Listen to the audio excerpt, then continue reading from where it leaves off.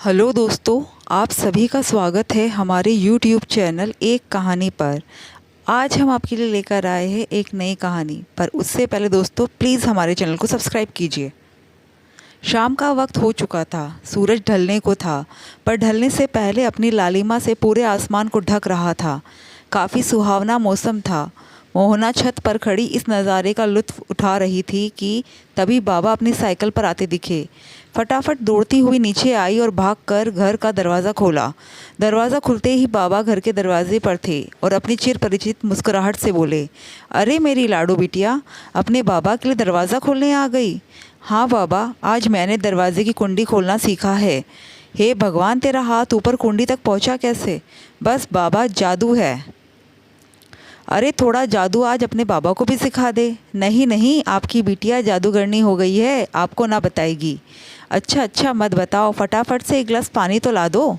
हाँ बाबा, अभी लाई, कहकर मोहना उत्साहित होकर अपने बाबा के लिए पानी लेने चली गई। बाबा ने पलटकर दरवाजे की कुंडी बंद की और पास पड़ी कुर्सी देखकर समझ गए कि लाडो बिटिया ने दरवाज़ा कैसे खोला। मन ही मन मुस्कुराकर अंदर आकर खाट पर बैठ गए। मोहना पानी लेकर आई और अपने दिन भर की दिनचर्या बताने लगी। बाबा एकटक अपनी बिटिया को बस देख रहे थे। कभी उसकी बातों पर हंसते तो कभी अचंभा करते। इतने में अम्मा भी कमरे में आ गई। अरे मोहना बिटिया, अपने बाबा को थोड़ा आराम तो करने दे। आते ही बस अपनी चटर पटर शुरू कर दी। अरे ना, मेरी बिटिया को ना टोकना, इसकी बातें तो दिन भर की सारी थकान दूर कर देती है।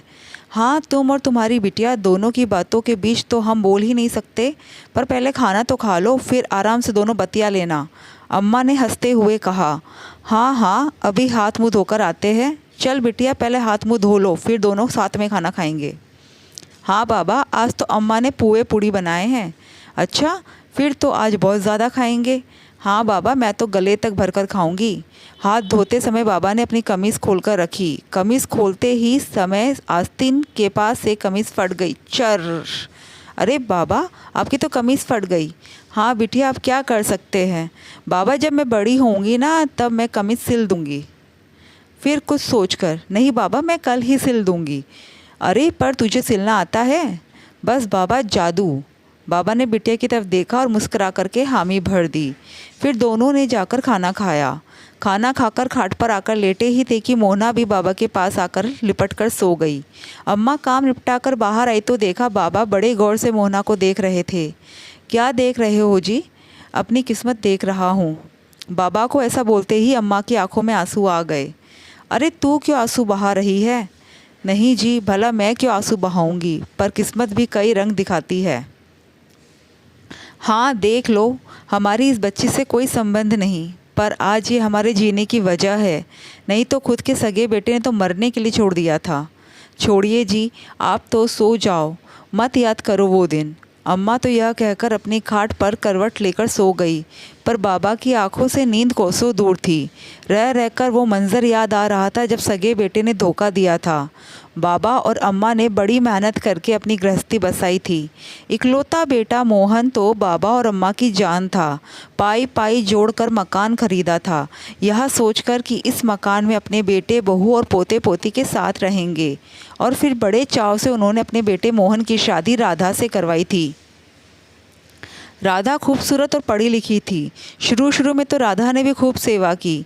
बाबा और अम्मा निश्चिंत हो चुके थे, इसलिए मकान भी बेटे के नाम कर दिया। बचत के नाम पर कुछ भी ना बचा था। मकान जैसे ही बेटे के नाम पर हुआ, धीरे धीरे राधा और मोहन ने अपने रंग दिखाने शुरू कर दिए। कई बार खाने को देते तो कई बार भूखे ही रहते। कहीं पर भी किसी के भी सामने तिरस्कार कर दिया जाता, नौकरों जैसा व्यवहार किया जाता। अम्मा तो फिर भी चुप रहकर सह लेती, पर बाबा से बर्दाश्त नहीं होता।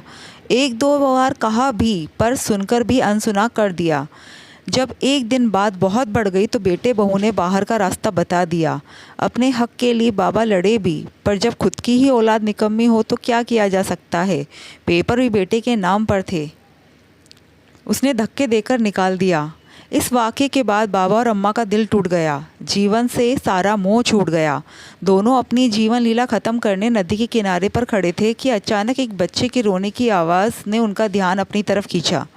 जाकर देखा तो एक छोटी सी बिटिया थी जिसे जगह जगह से चींटियों ने काट खाया था। शायद उसके माता पिता को उस बच्ची की ज़रूरत नहीं थी, इसलिए तो उसे नदी किनारे पटक गए थे। उसकी किस्मत भी अपनी तरह देखकर बाबा और अम्मा का रोना आ गया। वो उसे लेकर सरकारी अस्पताल गए। बड़ी मुश्किल से बच्ची को बचाया था, पर इस बच्चे के आगमन ने बाबा और अम्मा के जीने की एक नई जज्बा जगाया था। आज 5 साल की मोना बाबा और अम्मा की लाडली थी। दोनों के जीने का सहारा वजह भी।